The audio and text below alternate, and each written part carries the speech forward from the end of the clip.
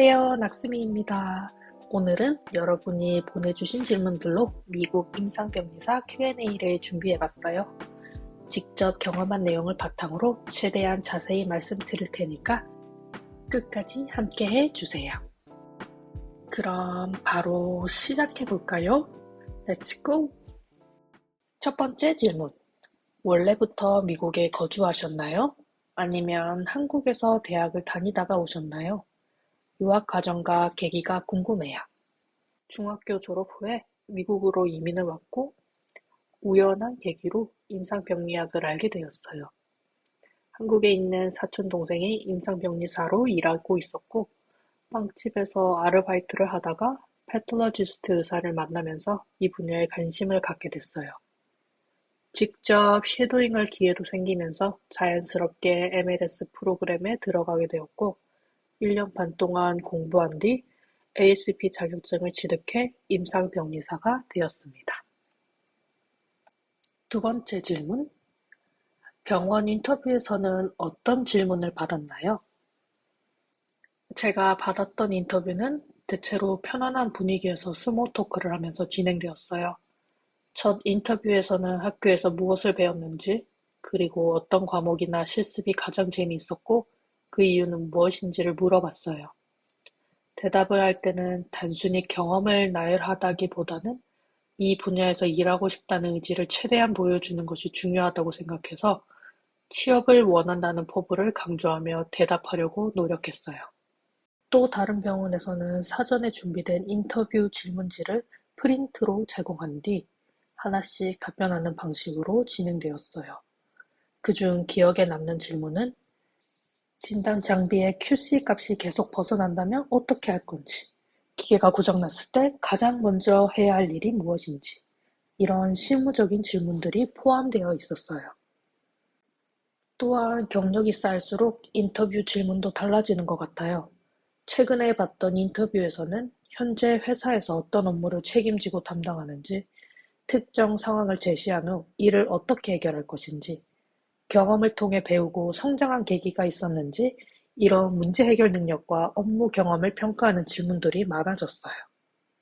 세 번째 질문. 미국에서 MLS로 취업하려면 가장 중요한 요소는 무엇인가요? 먼저 MLS로 취업하려면 ASP 같은 임상병리사 자격증이 필수입니다.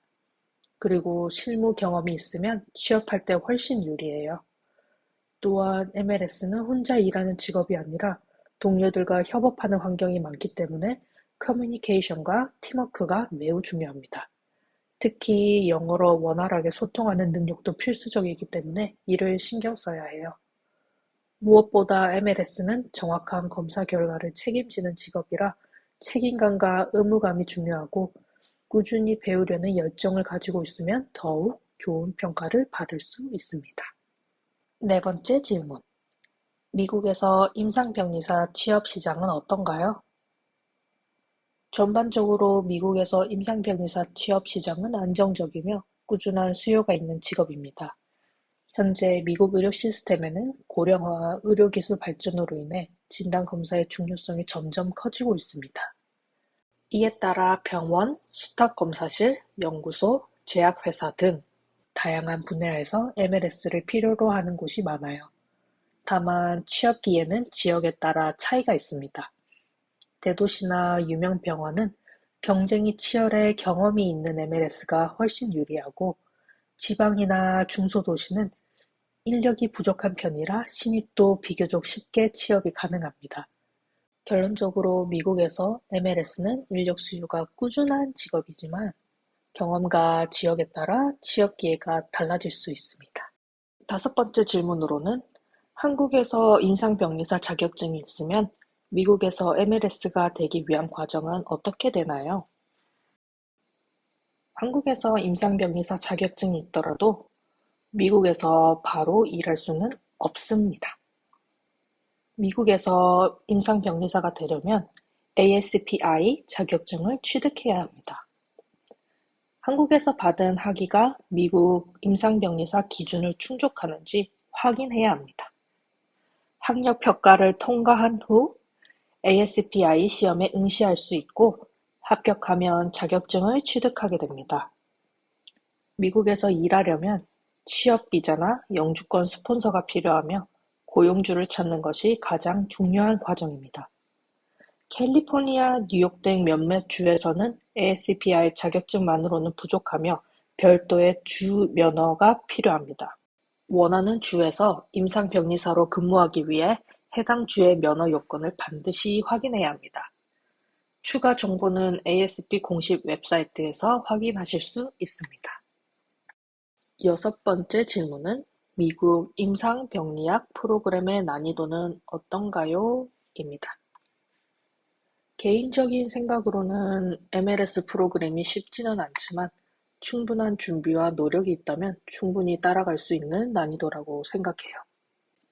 우선 MLS 프로그램에 들어가려면 따로 어플라이 해야 하고 학교에서 요구하는 GPA보다 높은 성적이 필요하며 추천서와 지원서를 제출해야 합니다. 요즘에는 면접을 보는 학교도 많아졌지만 제가 다닐 때는 서류 심사만 진행되었습니다.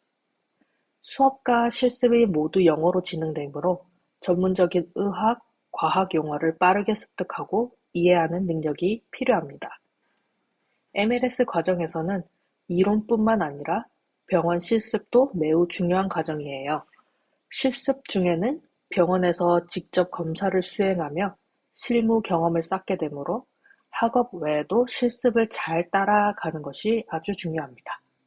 추가적으로 더 궁금하신 분들은 제 영상에서 자세한 내용을 참고하시면 좋을 것 같아요.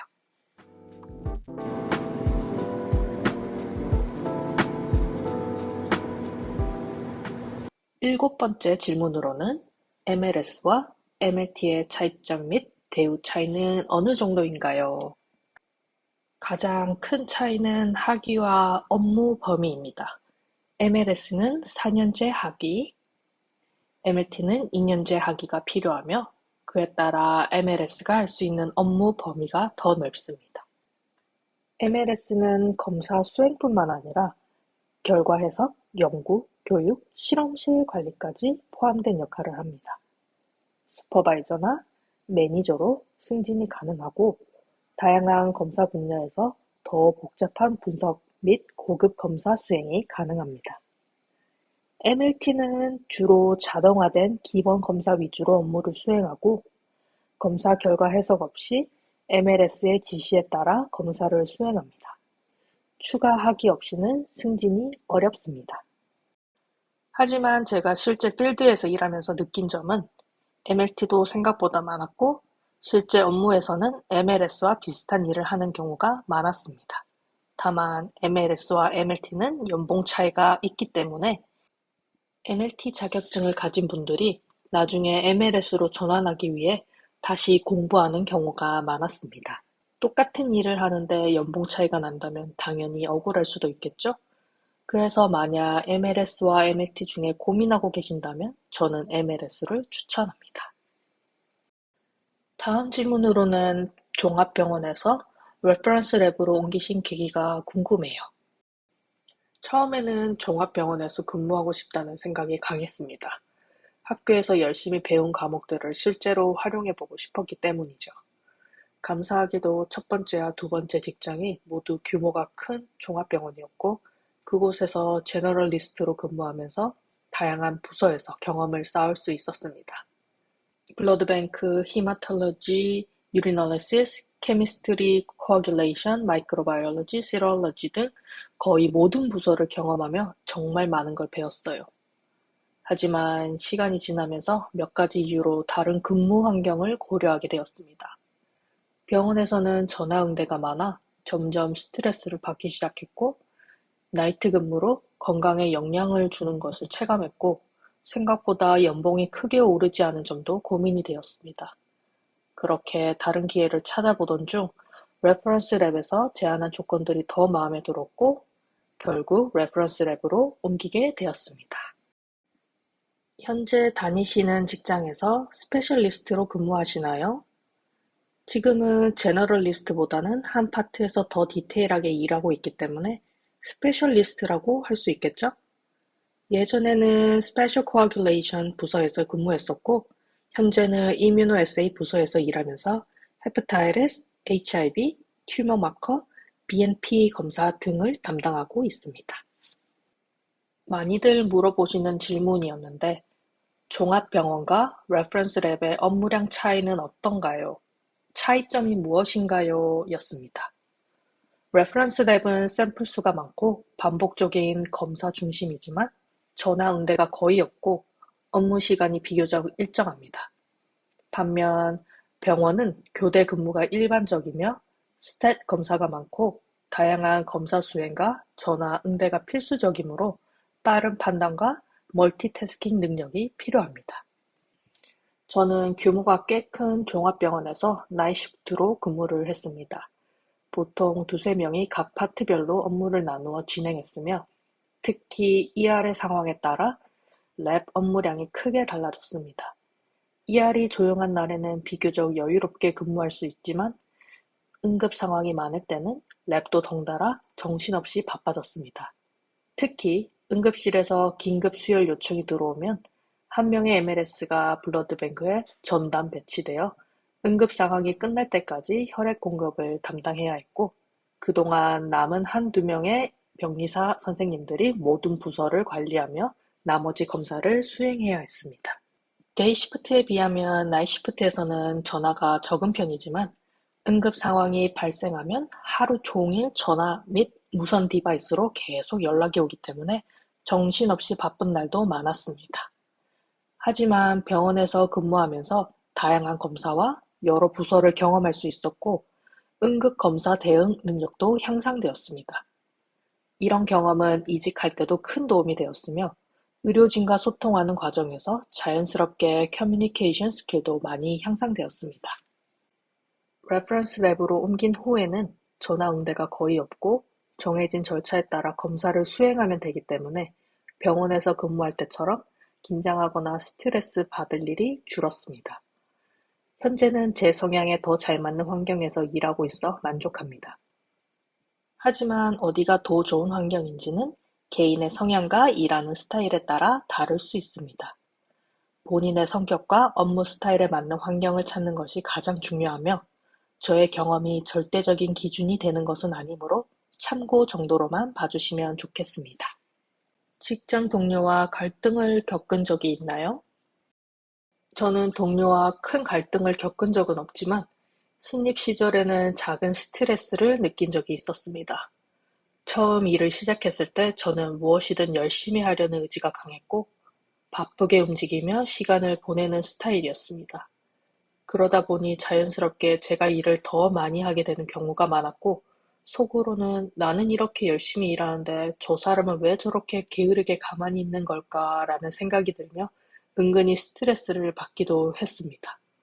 하지만 일을 하면서 점점 노하우가 생기고 마냥 빨리 일을 끝내는 것이 능사가 아니라는 것을 깨달았습니다.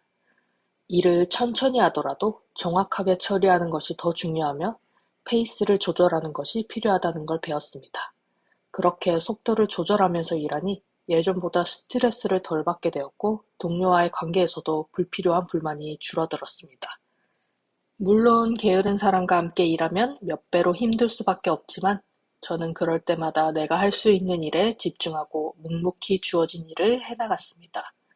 결국 그렇게 꾸준히 노력하다 보니 제 노력을 인정받게 되었고 예상치 못한 좋은 기회들도 자연스럽게 따라왔습니다.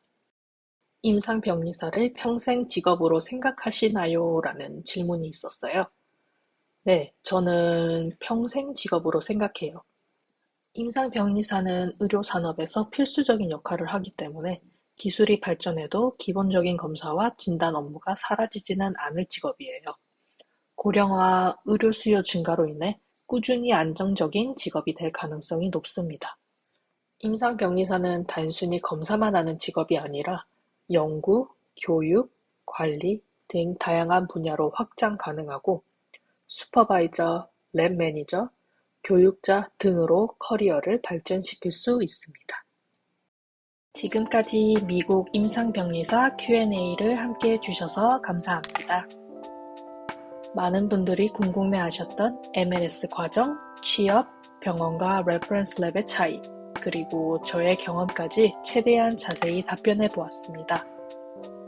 제가 드린 답변들이 미국에서 임상병리사를 꿈꾸시는 분들께 조금이나마 도움이 되었길 바랍니다.